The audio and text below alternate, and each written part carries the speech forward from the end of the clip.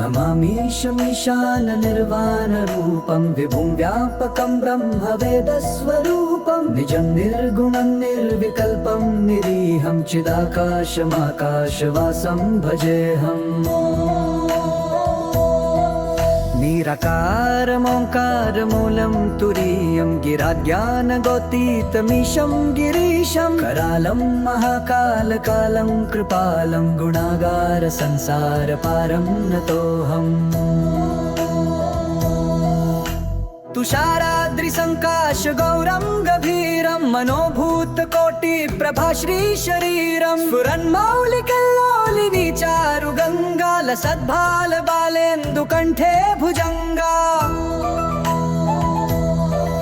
चलत्कुण्डलं भ्रूसुनेत्रं विशालं प्रसन्नाननं नीलकण्ठं दयालं मृगाधीशचर्माम्बरं मुण्डमालं प्रियं शङ्करं सर्वनाथं भजामि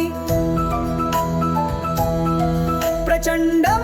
प्रकृष्टं प्रगल्भं परेशम् अखण्डम् अजं भानुकोटिप्रकाशं त्रियशूलनिर्मूलनं शूलपाणिं भजेऽहं भवानीपतिं भावगम्यम् कलातीत कल्याण कल्पान्तकारी सदा सज्जनानन्ददाता पुरारी चिदानन्द सन्दोह मोहापहारी प्रसीद प्रसीद प्रभो मन्मथारी न यावत् उमानाथ पादारविन्दं भजन्ति हलोके परे वा नराणां न तावत् सुखं शान्ति सन्तापनाशं प्रसीद प्रभो सर्वभूताधिवासम् न जानामि योगं जपन्नैव पूजां नतोऽहं सदा सर्वदा शम्भुतुभ्यं जराजन्म दुःखौघतातप्यमानं प्रभो पाहि आपन्नमामीश शम्भो